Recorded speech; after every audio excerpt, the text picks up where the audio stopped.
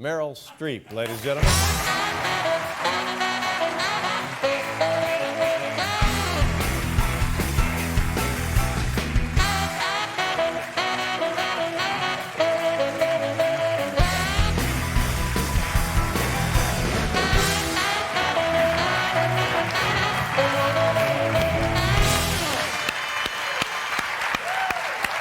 You look wonderful.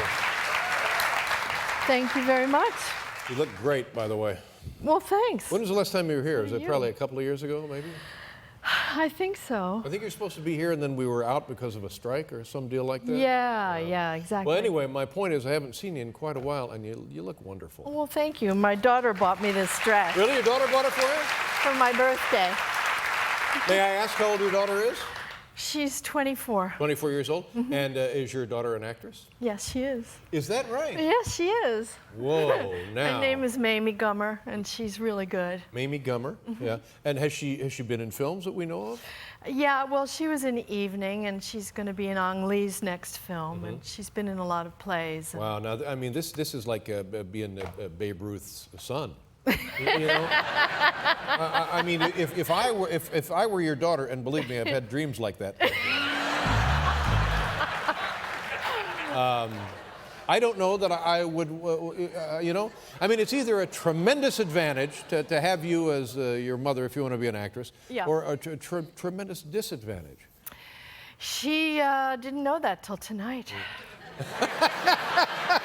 Oh, I'm sorry. Thanks, well, Dave. forgive me. You just wrecked everything. But no, she's... Now, when did this first surface? When did you get the sense that this is what she wanted? When we were making a film called, oh, God. Oh, I love that. It's George Burns, fabulous in that. No, people call it The Dingo Ate My Baby, so I always think of it as that one. The Dingo Ate My Baby. Yes, I remember that, yeah. It was called Cry in the Dark. Cry in the Dark. Yeah. Or The Dingo Ate My Baby. Yeah. And how old was she then when she just She was 3, and we were I was playing a woman who was it was notorious in Australia, wrongly accused of killing her child, and so the press followed us a lot. And we lived in a house that had a 2-story atrium that sort of wound down a stairway, and Mamie would regularly appear naked at the top of those stairs. She was 3. 3 years old. That's kind of cute. And got a lot of attention from the press. Now, you've got to be nervous for her. I mean, whatever she would choose to do, you would be nervous about the success or failure of your daughter, of course. Absolutely. Yeah. Now, you've seen her act, obviously. She's pretty good. Yeah, she's really good. She's better at that than nuclear physics. And that's what I was pushing for. But. Yeah, because you know what I think of, and I mentioned Babe Ruth earlier, but a better comparison is Pete Rose and Pete Rose Jr. You know, Pete Rose, all-time, baseball all-time. Yeah, I know. Yeah. And Pete Rose Jr. Yeah. Well. We'll see. Yeah. Well, good luck.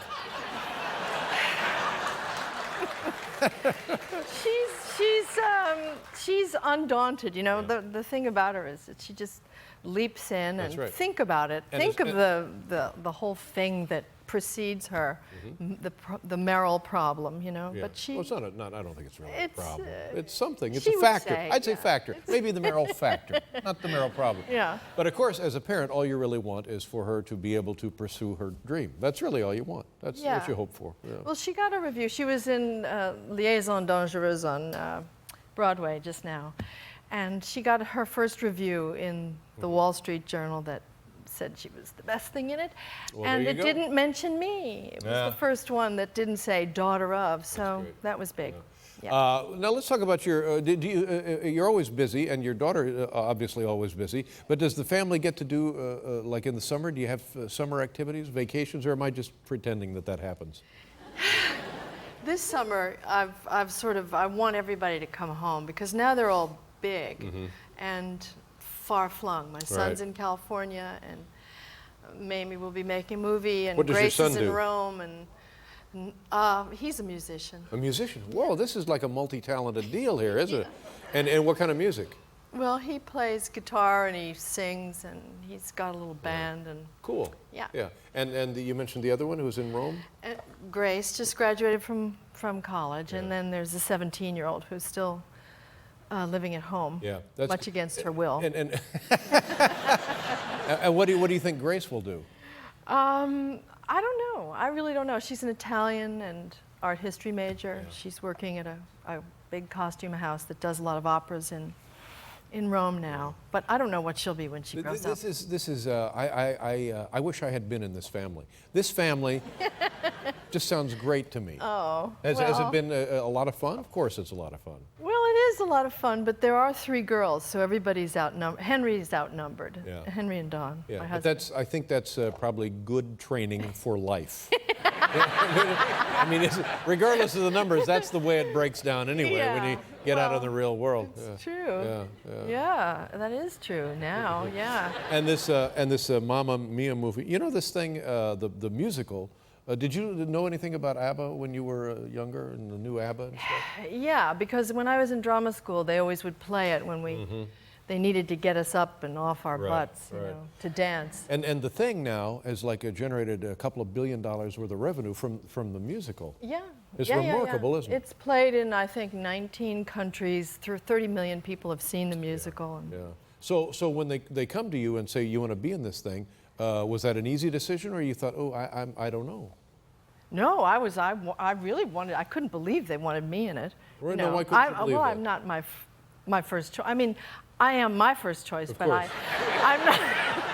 I couldn't imagine that I would be theirs. I don't know why. Yeah. You know. Well, that seemed like a good idea. You would be my first choice. Oh, thank you. And I kind of wish I was in the movie now too. You know, it's nice when you see you in a film, Because it reminds people of how it's supposed to be done. Because there's a lot of people making movies and a lot of people on television like myself who have no business being in the business. So it's always a good thing because, I see, that's the gold standard. That's what we're talking about. That's what we're shooting for. It keeps people alive. Lets them know what's happening. I think think so? you're pretty good at what you do. No, for heaven's sakes, my look at me. God, I No. would kill myself. We're just waiting for the regular guy. Now listen, well, tell me what your life was like. We talked about your kids Yeah. when you were fresh out of college. What kind of stuff did you do? Well, I was always making money, trying to make money as a waitress. Right. And I'm still a waitress in a way at my house. Yeah. But early on, you knew what it was going But to be for early you. on, yeah, I went to college and then I discovered what I liked. Which Where'd you go was- to college? I went to Vassar. What a dump! Yeah, I went there when there were just women for 2 years, and then I went. My last 2 years, they introduced, men. Yeah. And did that change the curriculum much? Oh, it was a good move. Yeah. It was a really good move. To have all that in house, that was good. Nothing worse than ordering out, is there? Yes. And then in the summers, would you travel? Would you waitress someplace? I you would go waitress, abroad? and then when I graduated from college, I went and joined a sort of a theatrical commune in Vermont, Wow. which was something people did in those days. Mm-hmm.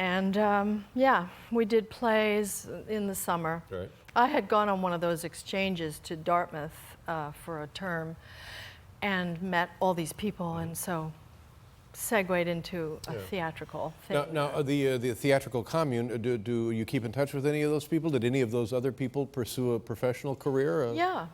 And did they have some success? Yeah, Peter Parnell was in our group, and he's a fairly well-known playwright. Peter Meck, another playwright. Philip Kasnoff was in our group, and he's an actor, does very well. Was it one of those kind of like hippie deals? Was Yeah, it there was a little bit of a hippie kind of a kind of thing. And was it like one of those free love kind of things?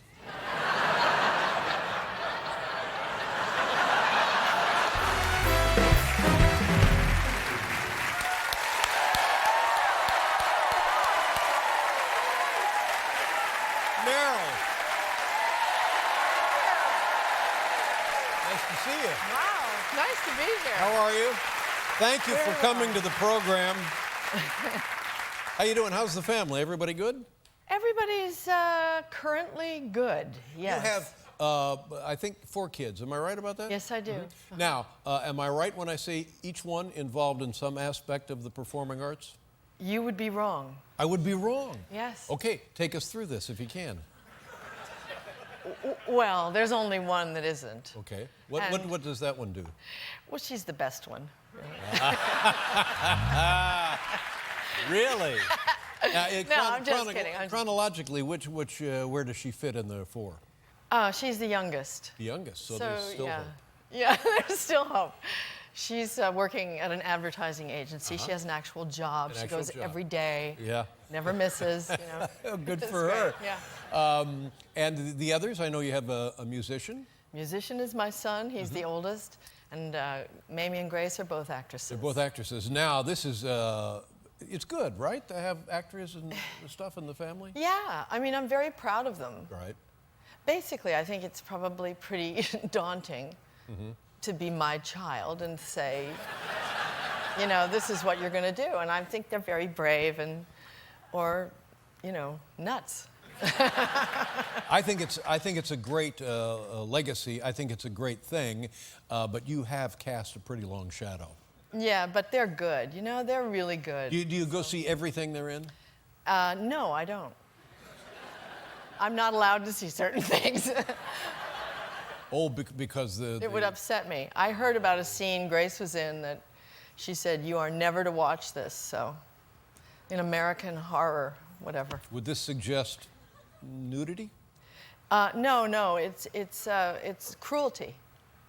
Ooh. Yeah. Well, that's even worse, isn't it? Worse than nudity, Yeah, really, yeah. really. And do you ever swing by the ad agency and spend the day there?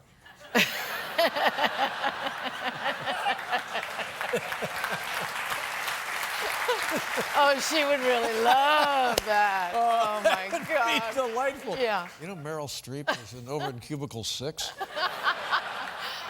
Oh God. Well, you look wonderful. You look festive and Thank you. holiday-like. And it's, Christmassy. yeah, nice Yeah. to see you. And what a film for the holidays. We'll talk about that when we come back here with Meryl Streep, ladies and gentlemen.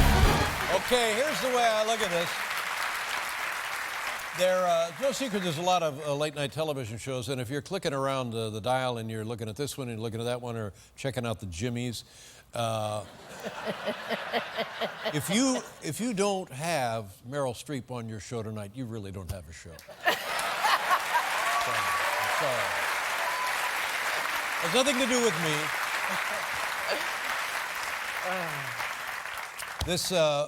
We had Emily Blunt was on the program, and she told a story, and I don't know if you can tell these stories off-set. I don't know if there's a confidentiality about there or a code of behavior, but she said that you were on a table and you were going to do something and you got caught in your dress and you nearly landed on your face.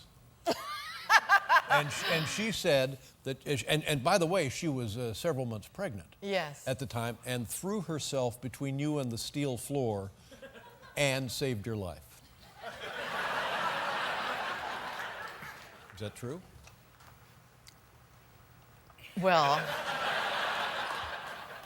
I hate to contradict her, but she did try to save me. But I think what I tripped on was her foot. Oh, well. Which she had thrown up onto the table in an attempt to kill me. Yes, that's... And then realizing that it was the first day of rehearsal, and they didn't know who they'd recast. No, You know I what mean, is, she just... What has been a staple of our time on television, Paul and myself, whenever we get actors, actresses, young, or maybe not so young, first time to have worked with you, it's always, what was that like working with Meryl Streep? You must have been scared silly. And you know, they always are. No. You must love that. Yeah. Yeah, it's kind of like you. I mean, people are scared of you. Oh, are they really? Yes, yes, they are. Kind of fun, isn't it? Yeah. A little bit.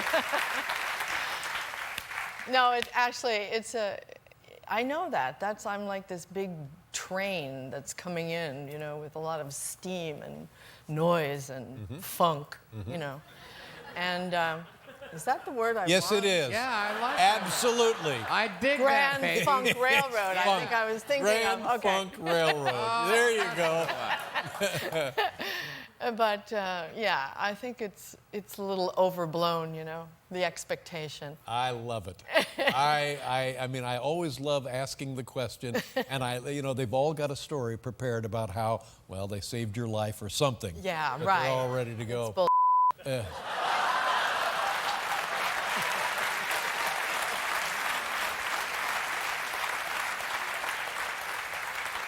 Yeah. I was so impressed, I guess it's maybe a month ago, you and others received the Presidential Medal of Freedom. Now, this is a big deal, isn't it? And notified, I think, I would guess at the very highest level. You got a call from whom? Yeah, well, we were shooting a film in the fall, a rock and roll movie that had to come to a screeching halt because this call was coming in from Air Force One, and they wanted to talk to me, and I was really scared that I'd done something wrong. Yeah, I would think so. They saw you doing something. Anyway, it was Valerie Jarrett, who's an advisor to the president, and she told me about this. And I was, you know, flabbergasted and also chagrined because I tried to talk them out of it. Try to talk them out of it. Yeah, because I felt I didn't deserve it. You know, I felt that it's such a high honor. And, but then they told me that all sorts of wonderful artists get it, and golfers and ball players, and I felt better. It's yeah, they're giving it to golfers. But it represents the highest civilian honor this country may bestow upon a citizen. Is that what it is? Yeah, and it is. It's you know, supposedly for the contribution of your lifetime, and then it makes me really feel old and think, well, what have I done? And I am trying to live up to you know, the honor and stay on the straight and narrow from here on. Yeah, that's out. right. Now you really got to behave. But the thing about it is you've never been more productive in your craft, you know, which is a great thing for actors and actors. Age really is not a factor. In fact, it can be useful to an actor or an actress, can it? Yeah, you get great parts as witches. Yeah. I want to show this is the ceremony in the White House. This is you receiving the award. And boy, it's a beautiful medal, isn't it? Oh, yeah. It's fantastic. And they say a few words and then they put that on? Yeah, the president says a few words. Yeah, he said he loved me. And a few other things. Well, congratulations. But it was Certainly really great. well-deserved. Dame Helen Mirren.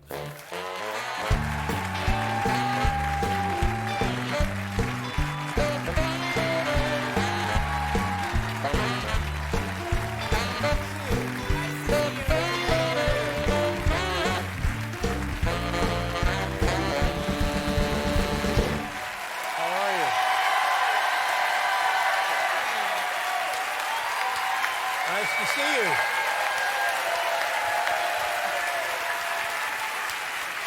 How are you? I'm good. Nice to see you again. Pleasure to nice see you. to see you, David.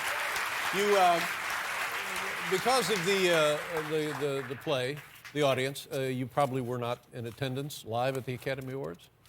No, I was watching it from at home. Although not because I was on stage or anything, but I did watch it though. I was mesmerized, you know. What does it look like to you, having been there, having won in the profession, and now you're watching it on television? Well, you know, it's funny, having been there, somehow that's wiped out and you're just like everybody else watching it. It's just a sort of parade of the beautiful, the mad, the bad, the insane, the gorgeous, and it's just this wonderful, sort of crazy parade of people. Incredibly moving moments, and then ridiculous moments, embarrassing moments. So it's kind of got all human life. When you won for the Queen, and not just the Academy Awards, but I found this with even going to I church just have to sometimes. say, can I interrupt you Yes, for 1 sure. second? Yes. You are kind of upstaging me here. All right. Do you know that? Have you ever been on stage? Because, you know, this is...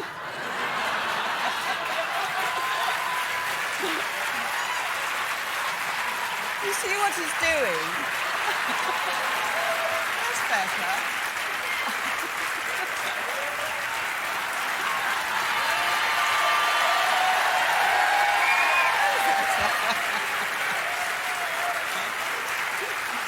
They can see your socks now. Yeah, they can see my socks. Very nice socks. very Who's nice upstaging shoes. who now, Dame Oh, wait a Mirren? minute, I'll really upstage you. But even if you get yourself hooked up in like a long church ceremony or something, you know, like a long wedding, Yeah. things get a little tedious. Yeah. And especially if at the end of the proceedings you may win something, although in your category, It comes right at the end. it comes. Oh yeah. It's a long way. Does it get tedious? Do you just think to yourself, "Oh my God, I got to get a drink. I got to No, get out no, of here." actually, well, you do think that, especially when you lose, you know. Then you're right, off to the bar. But you've won, and so now you're always a winner. No, you're nominated 4 times. You've won. That's 250. You're batting 250. That's not bad. Yeah. Is that what it's called, batting 250? I've no idea what that means. Yeah. Look at. You're taller than I am too. How did that happen? I don't know. I'm sitting up straighter. It's from playing the Queen, you know. I sit all up right. straight all the But time. even so, There you go. Yeah, but you and see. I'll do this. Look adoring, you actually. Thank you That's very what much. you want, really. Yeah, this is what I'm looking for.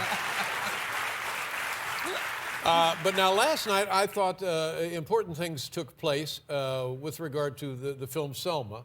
Yes. Kind of an underscoring, an underlining of the significance, the real significance, not only symbolic significance, but the reminder of that particular story. And I think, as a kid who was in school in the 50s, you cannot be reminded of this enough. So I thought that was a wonderful, I agree, important and what an incredibly moving moment that was, the singing of the song Yes. Glory. That was, and the 2 speeches, those 2 guys, John and sorry, I don't know the name of the other guy, but they were amazing speeches, so articulate and beautifully, Right. beautifully done. So Because I'm not surprised people are in tears. I'm just repeating myself here, but as you know, a lot of people don't remember things that we take for granted because they were in our lives. So we have to keep reminding them of things and events that allow people to live the lives they're living now. Yes, And, absolutely. And I've just done a film quite right. And,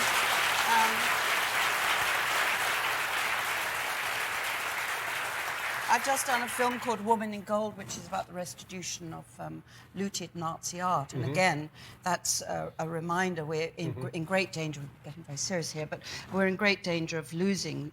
Well, we are losing. That generation is leaving us now.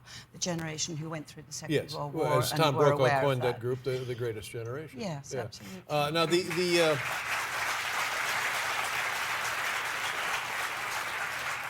and then the other thing, Suzanne Arquette, Suzanne? No, not Suzanne, Patricia. Patricia Arquette. Yeah.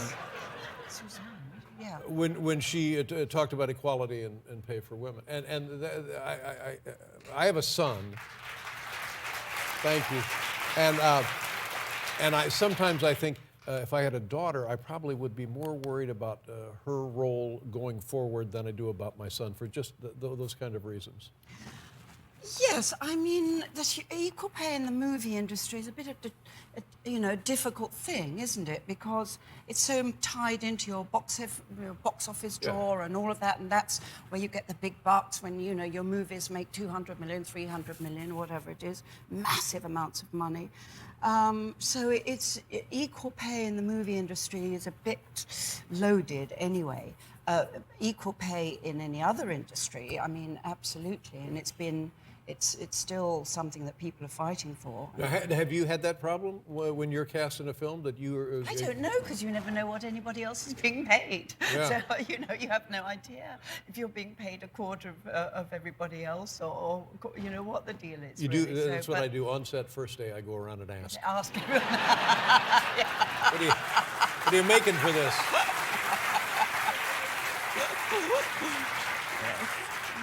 And so now where's the guy? I'm all out of whack. Where's the guy? Oh, now you don't have You've got me no, screwed up. yeah. Where is the guy? Okay, Do you want there's to go the guy. back to your comfy No, seat? it's fun. It's like doing the show without a host. What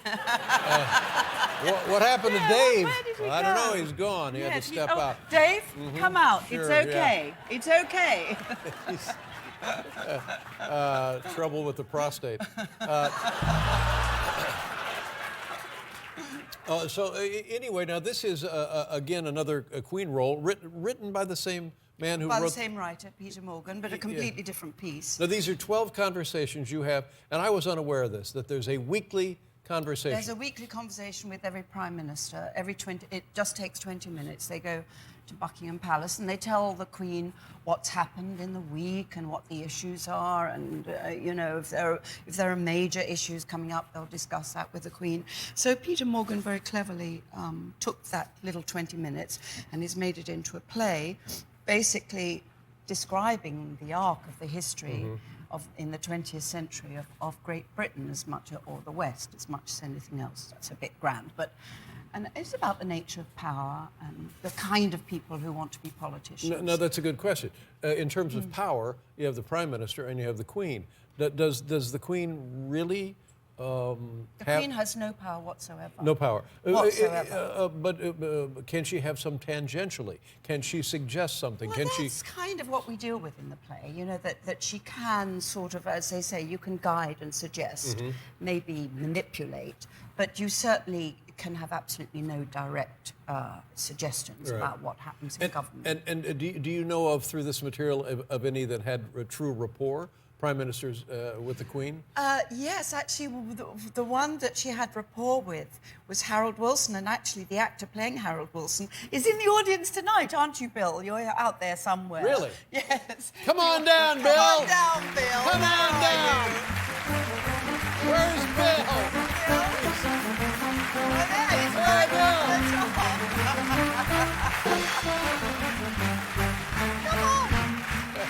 He won't. Yeah, he's not coming up. You know, actors are very shy. That's not actually. Bill, it's just a guy from Queens.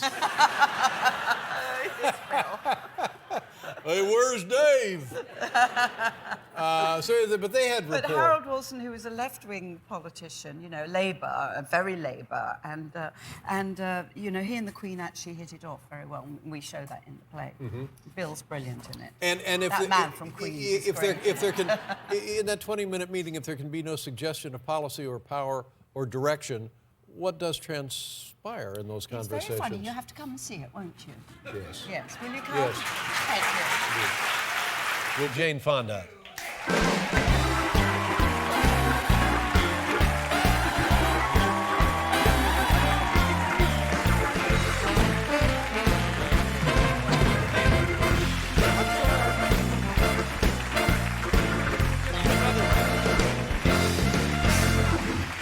Sorry, I don't know what's the matter with me. Welcome back to the show. He just leaned over and told me he put his thumb in my water. Yeah, I was standing there talking to her, and I inadvertently had my thumb in her drink. I'm so stupid. I'm sorry. Boy, you look fantastic. So do you, sir. No, I You don't. really How have do. you been? What have you been doing?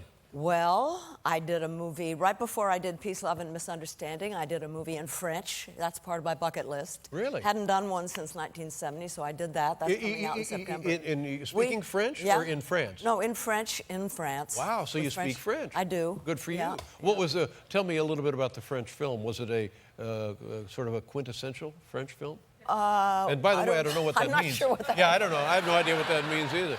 It's a lovely film. It's like Peace, Love, and Misunderstanding. It's a film in which you laugh, but you also are moved. It's poignant. I love that kind of film. Yeah. You know. You lived in France for a while? I did. I learned French in bed. I lived there for about 8 years with my husband. And that sparks the imagination. Right, it's the only way. So how many films have you made? In my life? Yeah. 53? Wow. And it seems like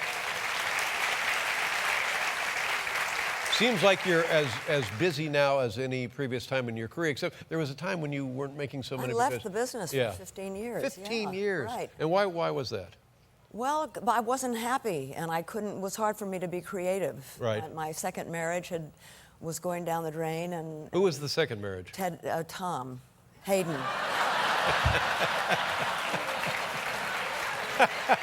And Any cognitive diminishment? No, I know. It happens to me all the time. I don't even know if I am married. I know you are. Yeah, so I keep my eye on it. Thank you. Yeah. So you. And then I married Ted, and that was 10 years. And then I wrote my memoirs for 5 years. And then I decided I could go back to acting. And now busier than ever. And yeah. Yeah. And and I know the answer to this, making films not really changed, has it? It's the same Oh, principles. no, it's changed. Oh, it a has lot. changed. Yeah. Yeah, you know, the film, the technology of film is different. It's more sensitive. So the lighting, in the old days there were these huge Klieg lights, and now there's these, you know, you'll be in a love scene or in some kind of a scene, and there'll be a tiny little fluorescent light here. And that's it. You know, and that's it. Yeah. So it's quite different. Now, and celebrity's real different, too. When I used to know about filmmaking, and I knew nothing about it, but it seemed like they were always waiting on setting up the lighting. But that's apparently not the case now. Well, you still wait. Oh, I'll tell you another thing that's Yeah. really, for an actor, a big deal for me. When I came back after 15 years to do Monster-in-Law, and, you know, when I'd left, directors, it was a good movie. You'd be filming, and there'd be the camera, and the director would be standing next to the camera watching. Nowadays, there's this thing called Video Village. You don't even know where it is, but the director and all the crew, they're all over there looking at it on a video. And what's good about it, what's bad is you're lonely. What's good is that when you've done it, you can go and look and see how it was. Good to see, yeah. You can But say, "Well, now, was it reassuring to have the director right next to the camera, or was it unnerving to have the director in the old days? Well, right it next to the depended camera? on the director. But I kind of liked having the director Yeah, right there because yeah. I worked with some pretty great directors. But, you know, you roll with the punches. See, and you get used to the new way. I would like that also, because Yeah. how do you know if you're getting it done if the guy's not right there and you say, okay, Jane, this time let's do the so-and-so and Right. try the thing, and then You can hear the shouts, though, from the distance now. I've gotten used to it. Anyway, good for you. And now let's go down memory lane. Tell me, and I didn't know this. Cognitive dissonance, I'm not Yeah. sure. Now, how does this work? You knew Marilyn Monroe. She must have been I much did. older. You know, I decided to be an actress because I was in class with Lee Strasberg. And sitting next to me was Marilyn Monroe. Now, Lee Strasberg was famous for... The actor studio, the method, he kind of brought the method from Russia. What does that mean when people will say the method? It means you use your own personal experiences, you learn different kind of exercises to bring up things from your own life. Right. I don't really use it anymore. Right. But at the time... It was useful? Being Henry Fonda's daughter, I needed a technique just to say to myself, you know, I'm working because I have a technique. Right. But Marilyn was as scared as I was. I mean, she never did get up and do a scene. She was too scared. And she'd sit there with no makeup and a little babushka around her head, very quiet. And, Right. you know, after class, and it took me a long time to do a scene too, but after class, we'd go down and go out, and there she was in the street, you know, with dark glasses and no makeup, hailing a cab, and nobody knew who she was. Well, what was her deal? I mean, you She knew her, was you scared. observed, scared. She was- Scared of what? Was it insecurity? No, it's the odd, the strange thing about celebrity is, on the one hand, she knew she was the most famous woman in the world and the sexiest and most sought after. On the other hand, she always thought, this is the day they're going to find out I'm a fraud. Right. And so we had the same press agent, and he would tell me that sometimes she'd be 2 hours late to a press conference because she'd be literally getting sick. Yes, worried about performing in front Worried of... about it. Now, I wonder if, and I don't know anything about this either, but I wonder if today, if a person had that problem, we could find help for that person. Well, You know what I mean? Because there's no reason there's for always her... a pill. Yeah, but... Well, that's what I'm talking about. Yes. They have made remarkable advancements. I'm not trying to be stupid No, about actually, it, but yeah, you know what I mean? Therapy now. Some therapy is very different than it was then, Right. and she probably could have gotten help. Get a diagnosis and maybe a prescription, because she was, not just from this information, but everything you read about the poor woman, she was tormented, for God's sake. Yeah, yeah. And how... I watched her film Some Like It Hot. Mm-hmm. That was the first time I met her, and she couldn't get her lines. But I just remember she walked off the set, you know, where all the lights are there, and she walked off, and as she walked towards me, it's like she was carrying the light inside her. Yeah. There was something so incredible Right, about her. right. She was luminous, and as she came up to me and began to talk, it was like a tiny little girl. Yeah. I loved her. Did you like her acting, or did you like her more as I liked a her person? persona. I loved I think one of the great things about her is that she was loved by men and women because we sensed her vulnerability, and the men sensed something else. And, well, yes, all part of the same package. But in those days, in those days, she was physically kind of the iconic sex image on the screen. Yes. And the sensuality of it, obviously. Yeah. I remember at a party at Lee Strasberg's, she walked in and the men would start to shake Yeah. with desire, of course, but she came up to me. You know, it's like she felt safe Yeah. because we were little girls together, kind of. It's interesting how now, you know, it's an anniversary. We have a lot of anniversaries going. It's your anniversary. It's the 40th anniversary of Clute, the 30th anniversary of my videotapes, and it's the anniversary of her death too. Is that right? Yeah. So there's a lot of. Here, let me show the videotape. This is 30 years ago. Remember this? Let's take a look at this. Oh, 5, 6, 7, 8, forward. 5, 6, 7, 8, knuckles down, hard.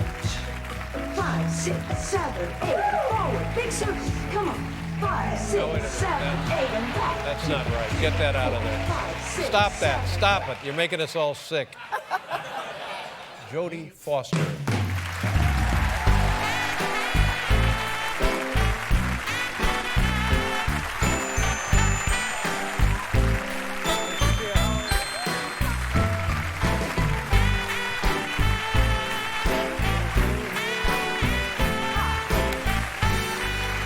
Welcome back, Jodie. You know, I have to tell you. What's the matter?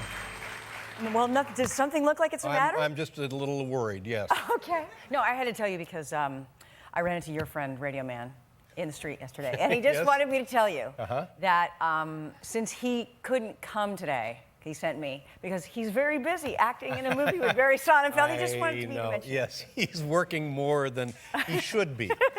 Tell me about Mother's Day at your house. Anything, something, big thing? No, you know, usually the kids just attempt to make breakfast for me. I think that's what they usually How old are the kids? Almost 13, so 12 and a half and 9 and a half. Are we talking about two boys? Is that what we're talking Boys, about? Charlie and Kit. Yeah. Now, when you get into, I had somebody who was talking to me today. Michelle O'Callahan was telling me about her son is 11, I think today. And all of a sudden it's 11. Holy cow. What is it like 13 and a half? Is it crazy? Oh, it's fantastic. Yeah. It's fantastic. He's got a deep voice. He's taller than me, and he When did his voice turn? recently, kind of recently, but he, Hey, you know, Mom, is it one of those guys? yeah, he's like, oh, listen to this cool tune, Mom. There's a lot of that. Sometimes he calls me dude. Oh, no. And is there, like when they're younger, you can tell that the connection is automatic and ever present. Is that still the way at 13 and a half? I think way more. Really? Yeah, I get like, can you put some product in my hair? I get all that. I get that a The lot. kid, 13 and a half, wants product in his hair. Well, you know. Yeah. And what do girls represent to him at this age? I don't know. He's awfully charming though, Mm-hmm. and you know he's good with. He knows all the right things to say. When he was little, he'd sit in the teacher's lap and he'd say, "You're not mad at me, are you?" Yeah. He's very good. That's my older one. My little one is also effortlessly charming, but in a different way. Well, that's good for them, but it could be trouble for you. Yes. Now the question, would you rather have a teenage boy or a teenage girl, as having been a teenage girl yourself? Oh, I would definitely prefer having a teenage boy. Yeah. Yeah. Teenage girls. I was just a nightmare to my mother. Really? Yeah, I really was. Oh, and how did that manifest itself? Your mother, now, am I right about this? In addition to being mom, she was also your manager? She was, Yeah. We had a career together. We traveled everywhere together. She made decisions. She was a mostly negative influence in my life now. Happy Mother's Day!